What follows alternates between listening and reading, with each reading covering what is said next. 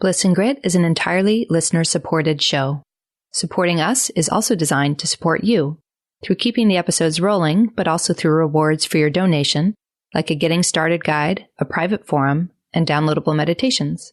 To become a supporting member, you can visit patreon.com/bliss and grit.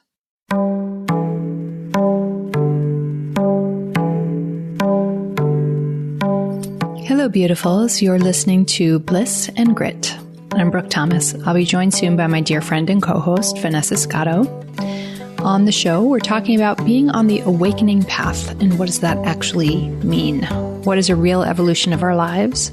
How do we ultimately embrace everything, all the beauty and crazy, the joys and the messes, the bliss and the grit that is a human life? Today, we're talking about when we are so contracted by very real things like chronic illness or chronic pain or PTSD that we cannot reach a state of gratitude or relief, and certainly not of joy. Instead, we're coping with the responses of our nervous systems and our physiology that feel much more akin to being trapped in a hell realm. These are the dimensions of reality where we can't get any perspective. We often don't remember how to meet even our basic needs. And so we spin, and we also deal with quite a lot of suffering on top of the suffering of the illness or of the situation itself.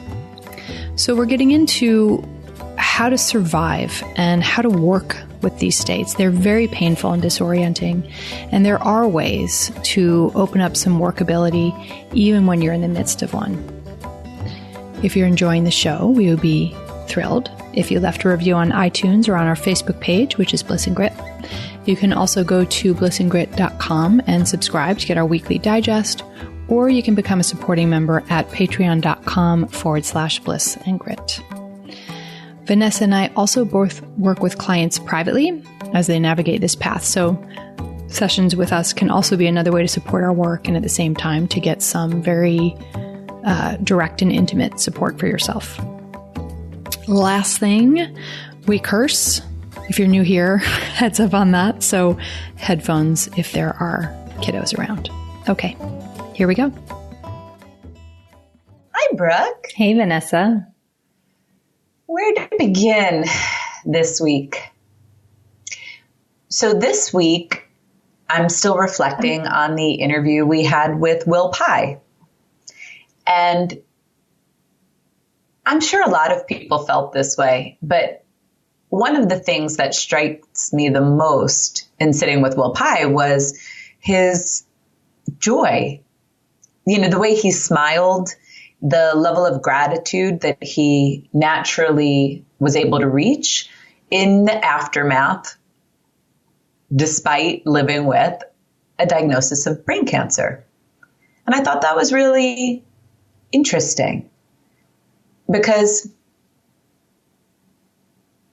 I know there must be something to be said about, you know, he said it himself. Sometimes when you get a terminal diagnosis or something that can be perceived as terminal, it does something where it really shakes you up in a certain kind of way. It simplifies what matters. And I have been diagnosed with mold illness, in case anybody's new to the podcast. Many of you who've been listening, you know this already. But I never felt that way. I was never like so grateful for this, you know. What a choice opportunity. I'm really ready to get in the game and glad I'm evolving, you know. Mm-hmm. And we spoke with him a little bit about his guesses on how that opened up for him. In some ways, these things are just mysterious. But you know, it struck me. It struck me. It's a unique stance to be able to take, which is part of why we wanted to have him on the show, right? It's a really amazing and impressive thing when you can walk that path of trusting your life so much that even when something comes that can be physically, possibly mortally threatening, you still say, yes, God, thank you. Right? Amazing. Mm-hmm. So, you know, I was sitting with that this week. And of course, as life would have it, in concert to sitting with that and being in that field of resonance, the mold levels in Austin start to rise dramatically. It's like some kind of a crazy, unusual September, they say, where it's raining all of the time and mold is going through the roof. And for people who may not be familiar with what happens, as the mold levels rise, they start to attack the limbic center of my brain. I start to feel drunk. And then eventually it starts to feel like the worst hangover of your life, and your brain gets inflamed and my limbic system starts to really go bananas. So all week, I'm stuck in this state of, well, towards the end of the week, the last few days, I'm stuck in this state of terror, despair,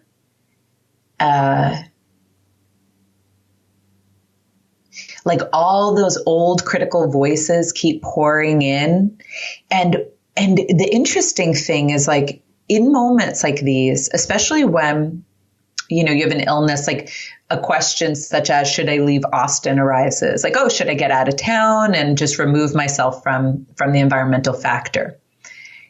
It's like I'm in the freeze mode of the nervous system and I can't figure out what I should do.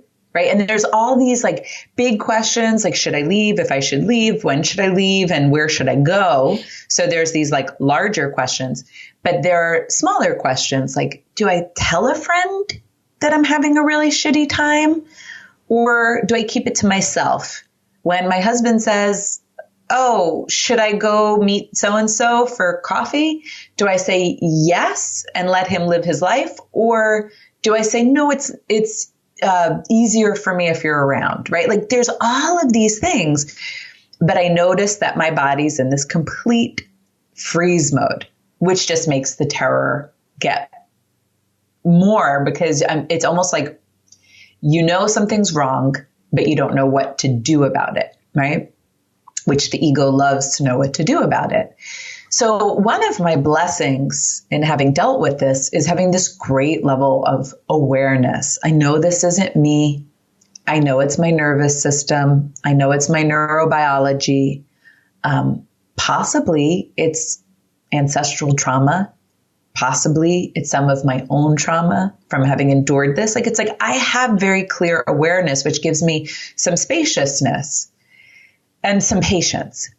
But what I've been grappling with is like, can we shift when we're talking about things like chronic illnesses, which, Brooke, I know you know a thing or two about as well. Can we shift to states of gratitude, like Will Pye was talking about, or you and I have had experiences with Matt Kahn talking about that? Do we meditate when we're in terror? Do we meditate with the nervous system? What do we do to open up some breathing room, to give ourselves some support and nourishment when our mind and our body and our thoughts and our being are hijacked by our physiology? As you're talking, I know you're going to end with like, what do we do? Right. And I'm like, I don't know. Right. Don't answer. Let it be shortest a long episode ever. Exploration. Just the setup. I don't know.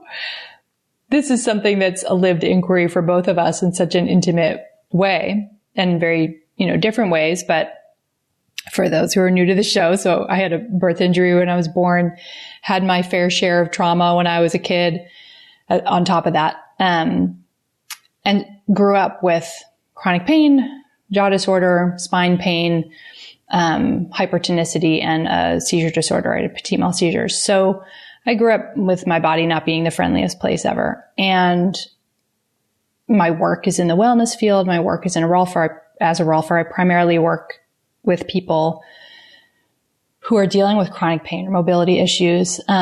So this is such an intimate dance in my life. And I got significantly better in my early 20s. I'm going to be 44 soon, Vanessa. I know. So I have to say mid 40s now. Welcome. Welcome. Actually, 40s are rad for those of you who are listening. Big fan. But those 20 years where I've been much, much healthier than I was growing up, my body has felt like a way more welcome and amazing place.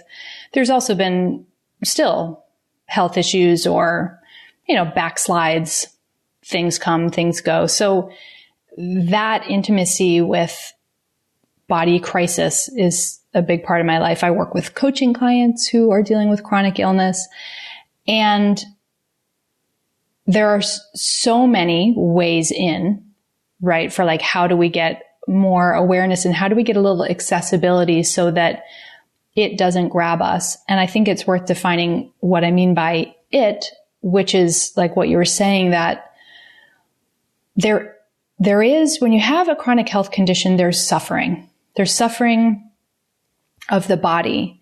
You're so tired you can't function, or you have chronic pain, or you can't move the way other people can move, or you can't spend as much time awake and out in the world as other people can, or simple things like you can't go out to a restaurant and just eat whatever the hell you want and your friends can. So there's suffering. It's very real. It's very tangible. It's of the body. It's of reality. But when I say it grabs you, what I mean is the suffering on top of the suffering. And it's the suffering of belief systems about what this means about you and what this means about your life in general. So usually it, meaning the mind, goes to the past and says, and it'll maybe remember a time when you had 3 months on your back, or something terrible. Or it'll just kind of give you the panoramic view and say, yeah, as a person who lives with a chronic illness or chronic pain or whatever, it's quite unpleasant. And it will project a story, because anything that happens in the future, look, we can make intelligent assumptions. I'm not saying that that's not true, but we still also with that have to hold the reality that because it hasn't happened, it is pure fantasy. And that there have been plenty of times where we thought something was going to go one way in our lives and it didn't. So we have to be able to at least hold that as a possibility, right? But the mind, this fear, it gets a hold of a story from the past. It projects it on the future as if for sure that is the truth. And the truth can be, it will always be like this, or everyone thinks you're a weirdo, or it will get much, much worse and everything will be terrible.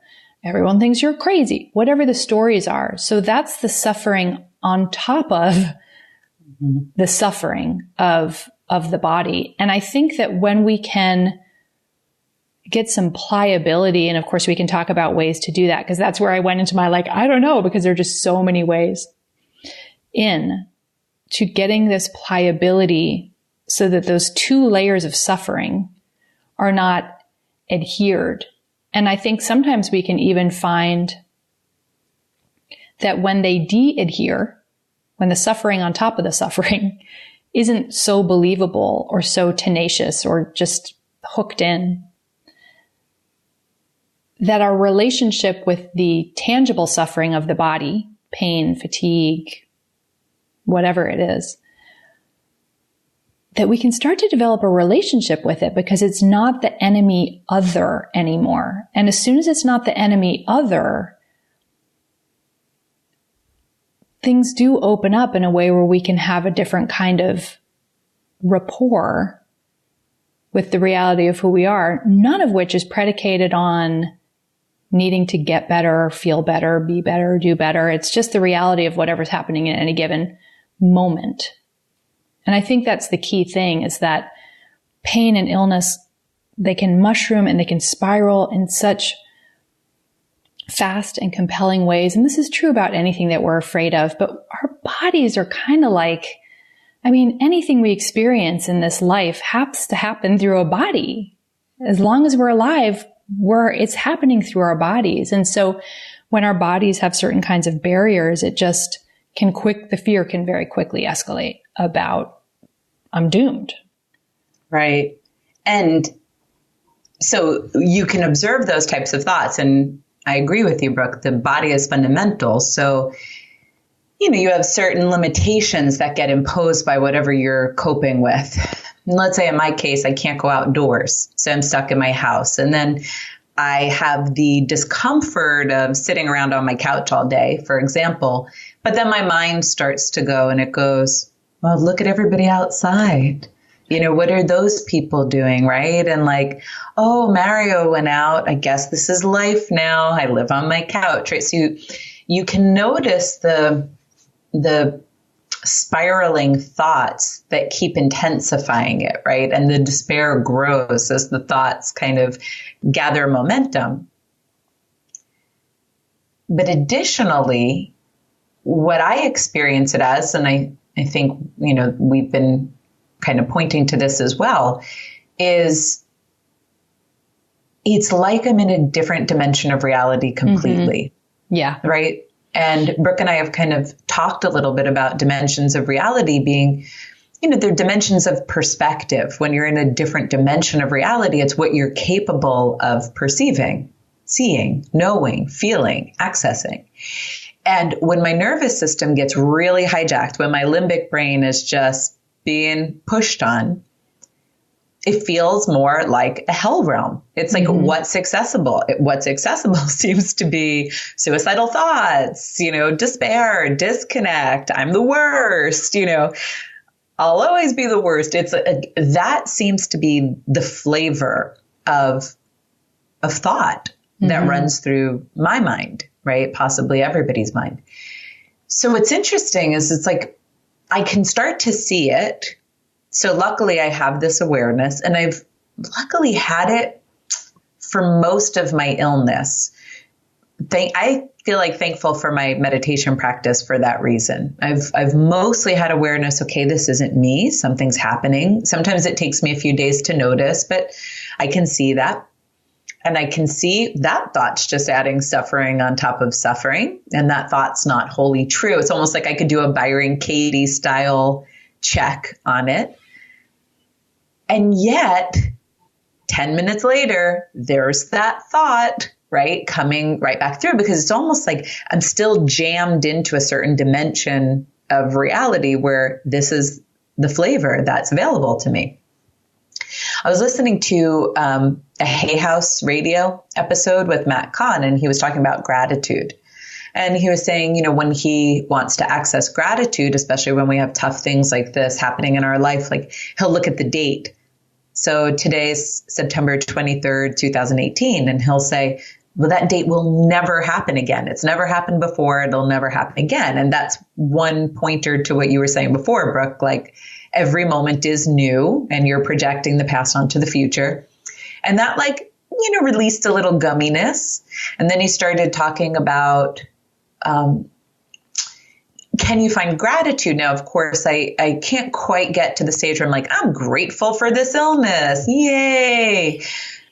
But, you know, I can find gratitude for the compassion it gives me, for the understanding it gives me, because sometimes I forget that things like psychological trauma, things like physical trauma, things like chronic illness can really like jam people into these states. Like I forget sometimes. I don't totally forget, but you can almost treat things too lightly. Like, oh, honey, don't you see it's not like that? It's like this, you know, and then I remember all too clearly, like, oh no, the density of what they're experiencing. It's so gluey. It's so sticky. It's so believable. So I can be grateful for my understanding, and I can be grateful for slowing down, and I can be grateful for having a supportive family. So I could start to access some of that, and that gave me a little bit less intensity to the experience, which was helpful. But I think it's almost like what we talk about a lot in our Awakening in the Nervous System episodes or other ones like that. It's like, seems to me that first you have to be able to find some measure of safety in your body. Otherwise, everything I do that comes from a cognitive exercise level eventually wears off, sometimes extremely rapidly, sometimes an hour or two or a day. Right. But it's like, as long as my body is in this hijacked place where it's only capable of perceiving certain dimensions of experience, I really can't seem to get quite enough space around it. Yeah. And it's funny you brought up hell realms. Was starting to write a new blog titled Demonic Possession in Hell Realms, in a cheeky way, of course, but like hell realms. That is hilarious, right? That's delightful. No, but I wanted to write about it because you hear this phrase hell realms. It comes from, Buddhism, and of course, hell, plenty of ideas in the Judeo-Christian tradition about what that means. But when you are in this contracted state, or we could say when the nervous system is in this contracted state, that is a hell realm. And where you were living in hell, certainly I had a year of this process, not too long ago, where it was a year of PTSD purge time. And I had already done a lot of therapy. I had done precise trauma therapies like EMDR and lens neurofeedback. All of these things helped quite a lot. Craniosacral therapy, very helpful. But there was just this, like, if I'm being totally honest, right, instead of being like, don't worry, guys, here's the good news. If I'm being totally honest, there was a period of time where there was just this purging of my body, where every trauma was just like up, not necessarily in a tangible way, like reliving it, but the physiology of the trauma. My nervous system would go into the physiology of the moments of trauma. And what I had capacity to do at those times, and we've talked about this on the show before, but there are some times where it's like, find any whiff of safety. I spent a lot of time under a heavy, delightful comforter in my bed. A lot. It wasn't clinical depression. It was, because it wasn't like, I hate being in this bed, but I can't seem to get up and meet the world. It was like, I need to retreat to safety. This thing is moving through me. It almost felt like a train moving through me. Now, I had a lot to lead me up to that point. So there was a ton of preparation where there was this willingness, availability, capacity for my nervous system to let it all unfreeze, because freeze is definitely my pattern. It was my way of surviving, not uncommon for somebody with a trauma history. And it was like, we're going to go through a period of months here of unfreeze. What that meant is it actually literally moved through my body. And I think it only did that because I actually had the working capacity, because I had spent decades, 2 decades before that, getting very intimate with my body, developing a very friendly relationship with it and a lot of rapport. So sometimes when we turn towards these things, it's not necessarily like insta easy street. Sometimes it's permission for something that's been frozen to finally move through. In that case, in the case of trauma, or even in the case of finally turning towards, like, yes, I am a person with chronic pain. Yes, I'm a person with chronic illness, and it feels like this. So that's a certain stage that can be pretty hell realmy, and there's just no way to talk your nervous system out of it, but we can find the really, really, really basics of human need for safety. Comfortable bed. Do call friends and have them come over if that feels like you have some people in your life where that's an available thing. Do have people bring you fresh, healthy food that makes your body feel nourished. Do drink more water and tea than normal.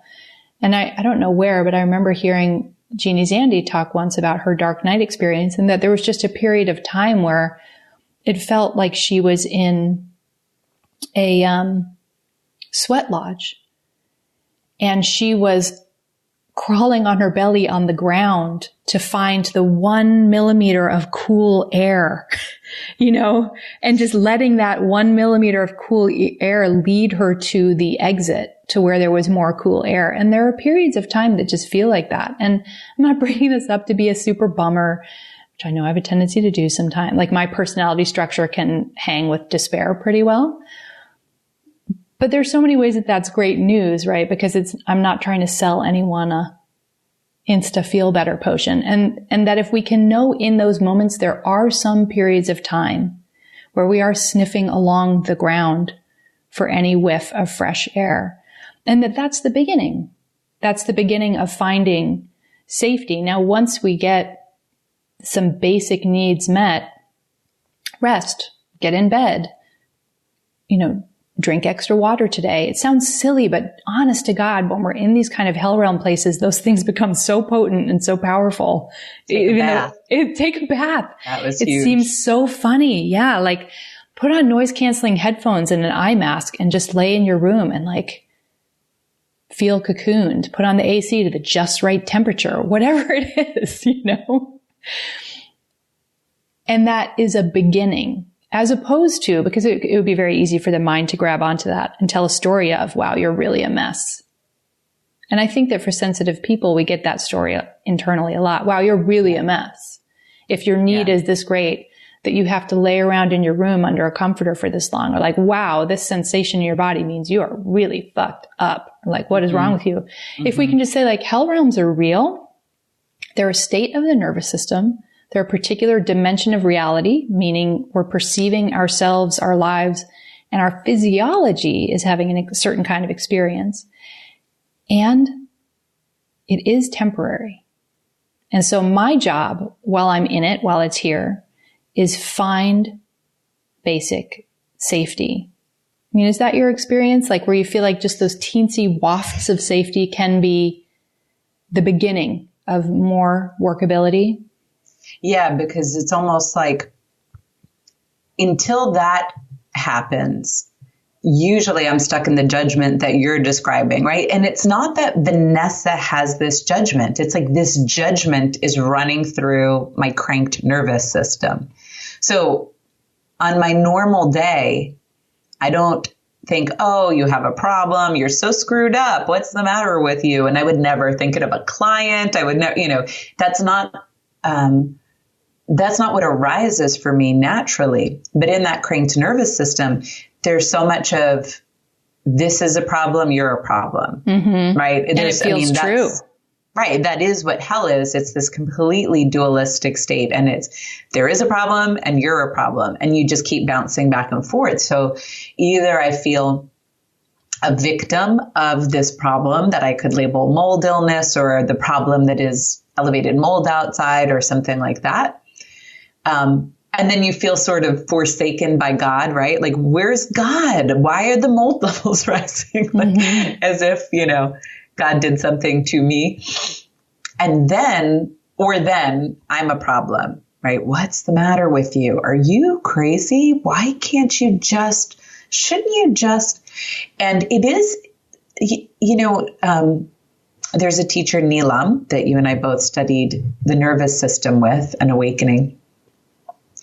And she was talking about the ability to be present being dictated by the nervous system, the capacity of the nervous system at any given moment, which is predetermined, meaning I can't control the capacity of my nervous system. It is what it is at any given moment. So what she was saying is if you don't have the capacity in your nervous system to be here with whatever's arising, which is predetermined, you can't discern what's coming through your mind. You can't discern what's real. You can't discern what's your conditioning, what's your fear, what's your ancestral lineage trauma coming through, right? You can't discern. And I think that's a lot of what the experience is when you're going through something like this. It's like, okay, as I was saying, all these different thoughts will come through your mind. Should I go see a friend? Should I do this? Should I do that? And I can't discern what voice to listen to and what's real and what priority is, which is probably why my nervous system has also been prone to freeze and dissociation. It's like, well, if I can't discern it, do nothing. It's like, don't move. That's been, the habit of my body.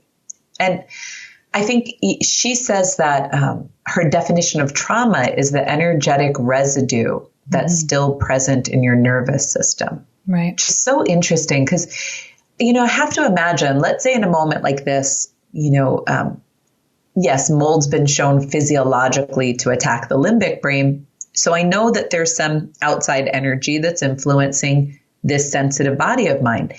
But once that happens, I am sure that some of my trauma that is not to do with the mold Maybe it's to do with having been sick before. Maybe it's to do with my childhood and feeling powerless with outside influences. Mm-hmm. Maybe it's to do with my family's history of mental illness and their pain and trauma that hasn't been processed. That's still a residue in my nervous system, right? So all of this starts to come up.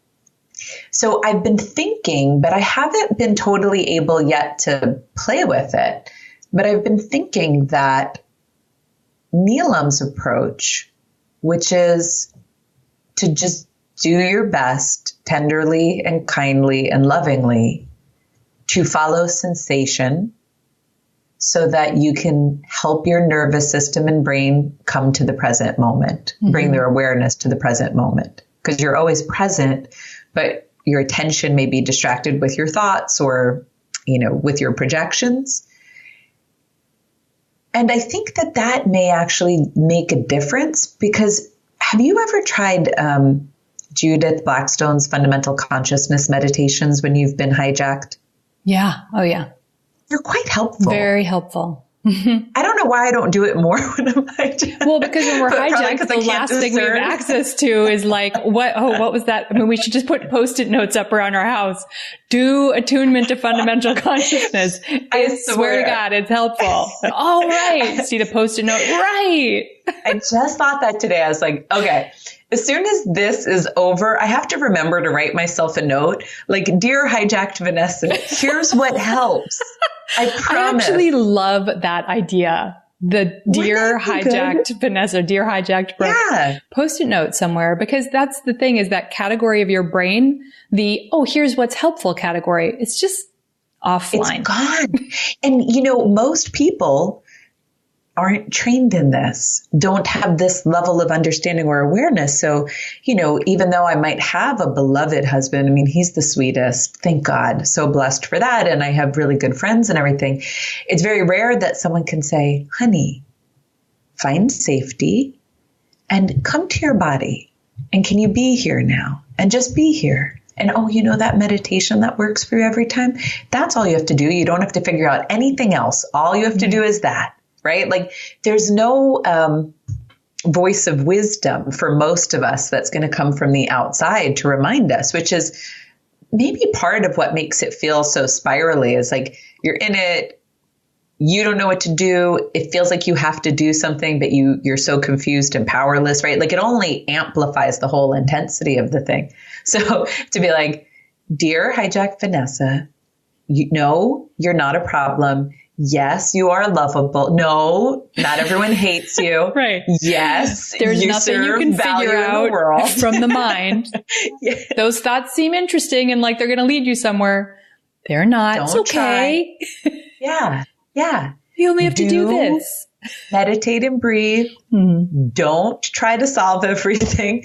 That would probably be really helpful. Yeah. It's making me think of, just in case this is a story that's useful, because I think the more that we can do that, the more that we can attune to whatever gives us access to a more flexible nervous system, so that we can experience a different dimension of reality. So we might still be sick, we might still be in pain, we might still be suffering, but we start to have access to something else. And that is like a capacity that grows the more we attune towards it.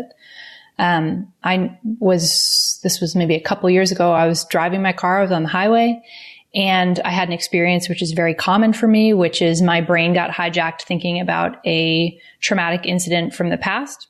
Very common. I don't mean to say that and my brain got hijacked, something that we all do very commonly, right? Like suddenly we remember something terrible that happened, or even just something frustrating, honestly.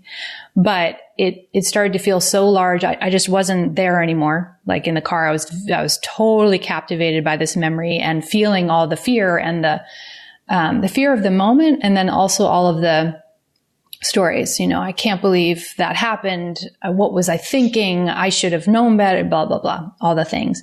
So I'm totally caught in that whole cycle that we all know very well on the inside. And then all of a sudden, awareness brought my attention to the way it felt to be holding the steering wheel. And suddenly I just had this very, very, very intimate experience of hands holding steering wheel, the temperature, the texture, the grip, the position of the hold. And my body relaxed and then I realized, oh my God, I'm in a car, I'm driving a car. And then the next thought that I had was, oh, I'm right here right now. I guess I must have survived it. It's over. And it was this totally visceral, like, oh my God, we did it. Yay! I must have survived that because I'm right here right now. But when that really arrives in your system, it's like, oh my God. So the whole structure that had gotten activated unhooked. And the reason why that happened, partially grace, sure. But it was also because I've devoted myself to doing that. I've devoted myself to awareness. I've devoted myself to embodiment, to the body, to sensation. And so there was something in there, some capacity that could just turn me that way. It doesn't happen that way all the time. To be honest, these days I don't really get hooked by trauma memories in that way. But that was such a great moment of like, oh my gosh. So I think that as we turn towards it, we really do get more pliability. And in that case, it's like, okay, well, that's PTSD. That experience wasn't happening anymore. In the case of chronic illness, what if it is still happening? You still have chronic pain, or you still have some kind of dysfunction. Then we're coming back to the reality of the moment. We're peeling off the additional layer of suffering. Well, and you can be unhooking your nervous system from overstimulation, right? So it's almost like, okay, I am currently suffering from physical symptoms, but in addition, if my nervous system is overloaded, it goes into fight, flight, or freeze. I don't know how this can happen. To me, it feels like sometimes all of them are cycling through, which I know theoretically I don't think can happen on a nervous system level, but my pulse is racing, right? And yet I feel like I can't move, and I'm sometimes dissociating. Freeze is both. Like if you imagine being in a car, foot on the gas, foot on the brake, it's that your system's doing both. Oh, okay. So it's that experience of like, but you can't, or like having the emergency brake on in the car and flooring it, that kind of feeling. Oh God, it's a terrible but wonderful descriptor because it actually feels like that. Okay, so there you go. Perfect. Thank you for that. So then freeze is my state I'm occupying. But if your nervous system is hijacked, in this case in a state of freeze, but could be fight or flight, you can't move. You literally can't do anything different. There's no responsiveness. Right? There's only a reactivity. So yes, in theory, even if I can come present and see, like my hands are on the wheel and I'm driving and everything's okay, right? Like right here and now, everything's okay. And relief can get created in my nervous system. Then I can start to get my being back online and have some access to discernment and clarity, which then may say, you may want to go to the doctor. You may want to take a sauna, right? Like then all of a sudden different things can come through. So it's true. You're right. When something's happened in the past and it's still stored in your nervous system and you're just re-experiencing the trauma remnants because they haven't been able to be met and released from your body, it's a wonderful thing to realize I've survived this. This is in the past. But I suppose regardless, if we can become present, because I have experienced this, as I said before, with Judith's meditations or such, at least we have some breathing room. At least we have some responsiveness. At least we have access to our minds again, right? Clarity. It's a tremendously unsettling thing not to have access to your own clarity. Yeah. And I think Will is a wonderful living example of somebody who is experiencing a dimension of reality that comes from a very, let's say, healthy, flexible nervous system that's not in fight, flight, freeze. And something very tangible and reality based. You have brain cancer. And so the dimension of reality that he perceives it from changes his experience of it completely. Yeah, completely. And we can look at him as an example and go, okay, well, so first he was able to have a different experience of the diagnosis. So he's not in a hell realm. In fact, we could say he's in heaven, right? Heaven says what he said on the interview, which was like, oh my gosh, well, this is a lot to work with. This is going to be really great. There must be something really great that's going to come out of this, because his nervous system had had the experience when something giant gets dumped in my lap and I'm forced to digest it, something really good comes out of that process. Something evolutionary is happening. So this must be some giant gift. That's just a dimension of reality. It's a capacity for perceiving the situation. Mm-hmm. And then, look at all the things he's done. He's written a book that I'm sure has touched many chronically and terminally ill people's lives. He does coaching. He does the Love and Truth Party. He does a podcast. Like, here's somebody who is not at all immobilized, right? He still has brain cancer. We didn't get into this in the conversation with him. I'm sure he doesn't exactly feel tip top every day. Every disease process or chronic illness is different. Certainly, some are a lot harder to work with than others in terms of the obviousness and incapacitating nature of the symptoms. But just the same, we can say, like, here's somebody who is an example of having access to that dimension of reality with the exact same tangible reality, tangible diagnosis. Right. And we start to realize, like, oh, that must be available as just something the species can do. Right. It's part of our human potential. Yeah, it's true. One thing I have been kind of in awe of as I've been looking at it this go round, which has just primarily been the last few days that it intensified, was, oh, that's fascinating, because clearly my body's going through something and it's turning all of these thoughts around and it's kicking up all this traumatic debris, let's say. And I am the observer. Now, I know this is like spirituality 101, like, you are not your thoughts because you're observing them. You are not what you do. You are the observer.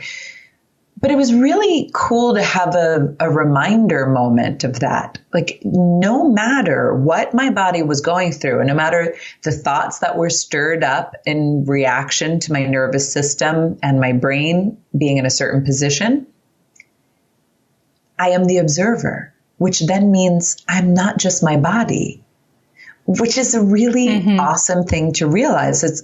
I used to have this idea, and I don't know where I got it. Maybe I got it just from grappling with health issues as a child. But I used to have this idea. It's almost like, to really be enlightened, you must have to have some basic health, because otherwise it's really hard to have access to clarity and like good feelings and things like that. Maybe I even got it from Chinese medicine, since the body, mind, and spirit were so interconnected and health was such an important concept. But when you realize, like, actually, no, like, awareness happens regardless of what's happening with your health. Awareness happens regardless of the types of thoughts I'm thinking, regardless of the types of feelings I'm having. There's even that moment, we've all had this in some way, shape, or form, like, where you're watching what's happening and you can't stop it, but you're like, oh my God, like you're watching a movie or something. Yeah, right. Like, like that moment where you're like, I wish I wasn't saying this thing to that person I'm fighting with, but why am I still talking, right? Sure. Yeah. And you have that experience where you're like observing it like it's this movie unfolding, which can feel really weird. And your mind can take that bit of data, and if it's predisposed to a certain kind of trauma, it can create a really painful context, like I'm a victim of my thoughts and there's nothing I can do. But the other way of experiencing it, which is what I started to get contact with, was my body's not me. There's more to this story. And no matter what I'm going through in this particular moment, it's not my totality, right? It's not my definition. And no matter what my body's enduring, I am still here. I just think that's a really, for me, like even as I'm trying to describe it, a relieving experience.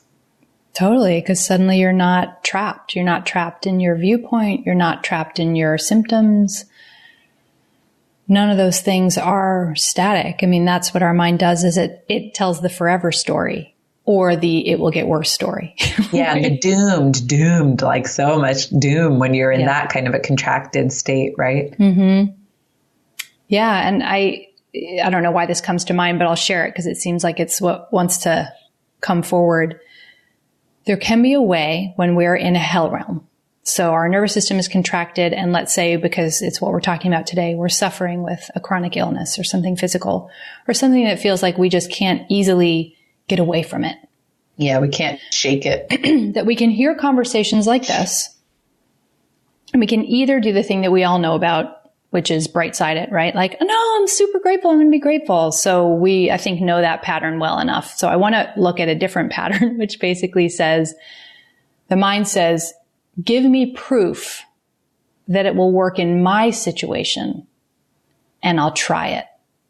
By it, I mean anything that provides some workability to a different kind of perspective in the nervous system. So we've talked about a myriad of different ways in, or different viewpoints on things. And the mind can really tell the story of like, that's great for them. Give me proof that it will work for me, and I'll be willing to try it. It's this funny little trick. I've watched my mind do it so many times to keep us from having any workability in our nervous system.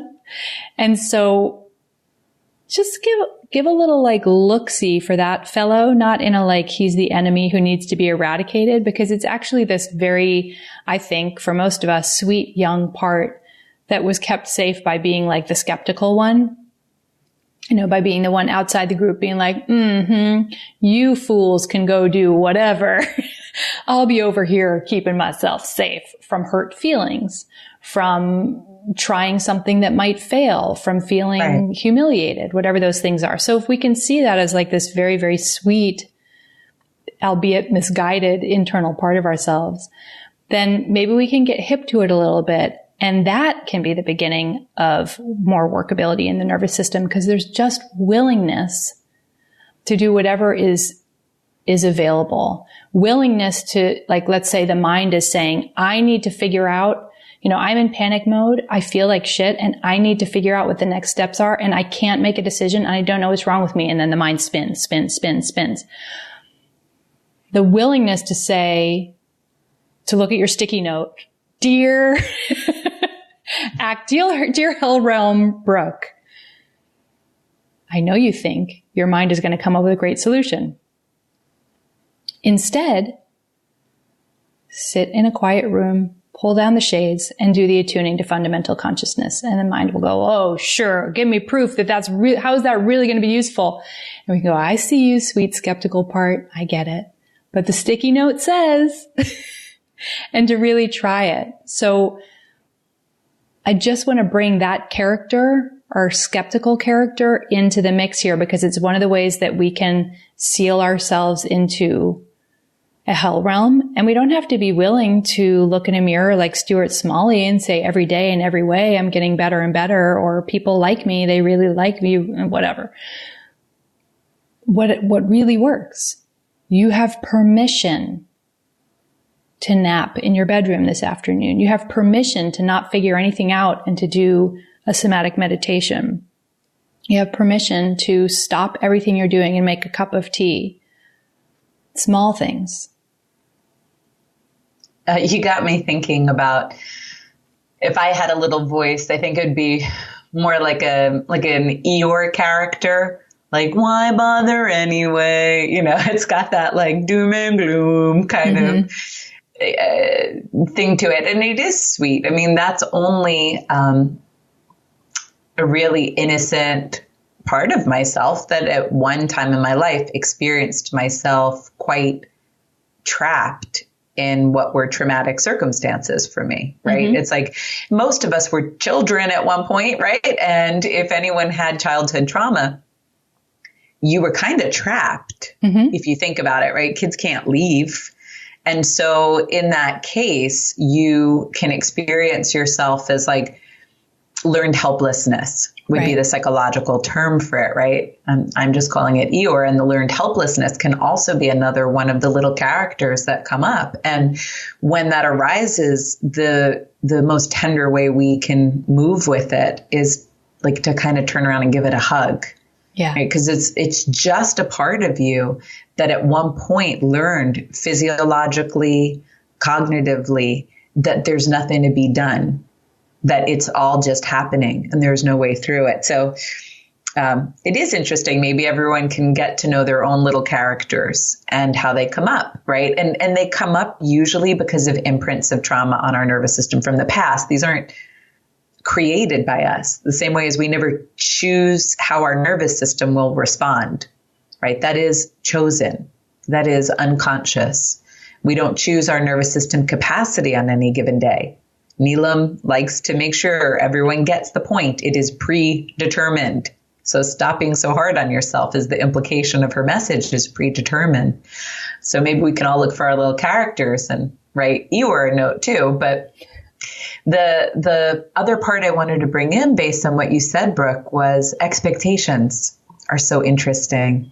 You know, in that case, you could have a part of you that has an expectation. It doesn't want to get hurt. So it doesn't want to believe something good can happen because it doesn't want its expectation to get let down. Learned helplessness is like an expectation that things won't work. But across the board, you know, one thing Will was talking about was he didn't have the why me thing. You know, that we expect to be healthy, for example, as a part of like a normal human right, you know, or as a part of like a good spiritual life. I expect to, you know, in my case, let's say, I expect to be able to go out and socialize when I want, or I expect to have access to bliss and those dimensions of reality, or I expect to not be sick and to be taken care of by the universe, you know, God or whatever, in such a way that I won't be sick.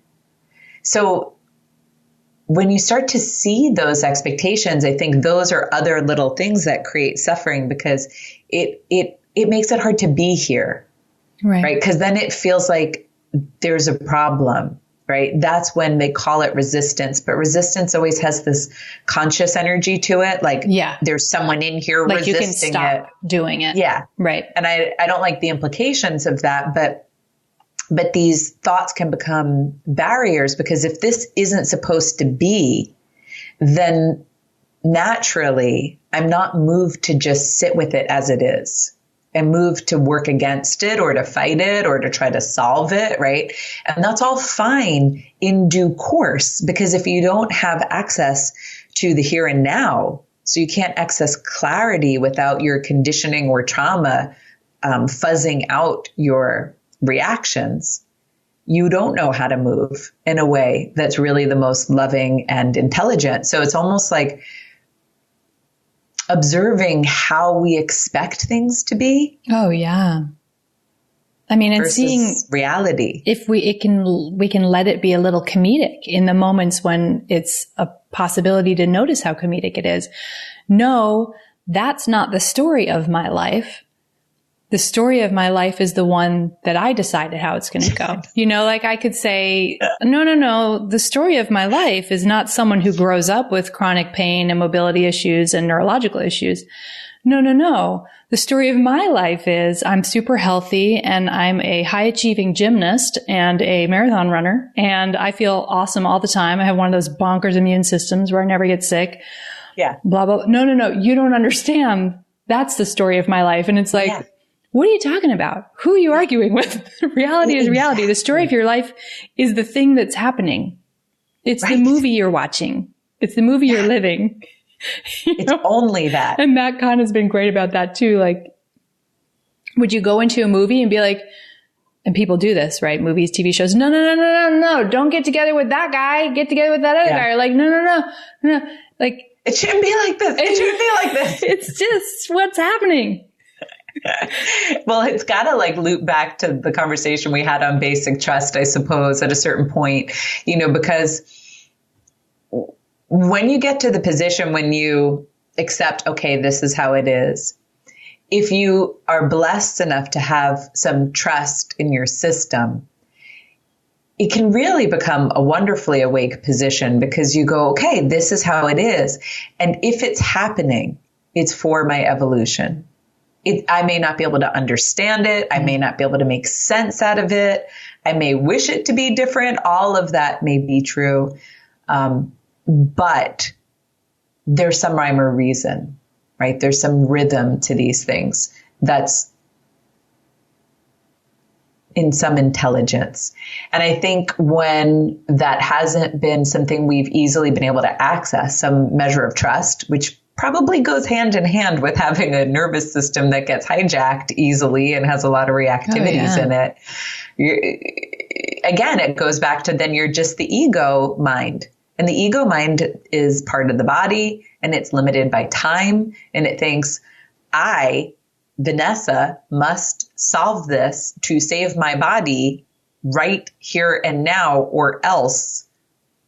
And, it goes into all sorts of tailspins. And so, it seems to me that it's all related, that it's like basic trust and the capacity of the nervous system to be present with whatever's arising are just such potent factors, not just on the awakening journey, but, in our ability to heal.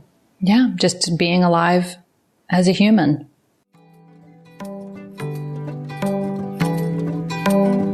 Thank you so much for listening to today's show. The show notes, including any resources we mentioned, live as always at blissandgrit.com, and anything specific to this show will be within this episode's post. You can chat us up and support the show in a few different ways. So first, there is Instagram and Facebook, of course, where you can become a supporting member at patreon.com/blissandgrit. That's a place where you can donate a small monthly amount and get resources, including a private forum, as well as some other goodies for yourself. Vanessa and I also do work privately with clients all over the world, thanks to the magic of the interwebs. Those are our primary private practices and how we do our thing when we're not podcasting.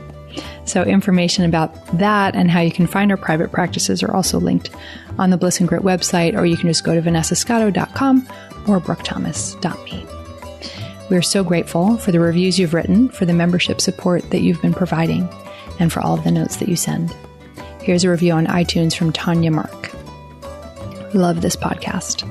It's not pretentious. It is very grounded while still reaching for the heights and exploring questions that are usually overseen by many, quote, big teachings. Perfect for humans in the 21st century that are trying to walk the spiritual hike in the wilderness of the soul and everything that surrounds it. Well, that's so gorgeous. Thank you so much. This means everything to us. We're so glad to know all of you, and we'll be back next week.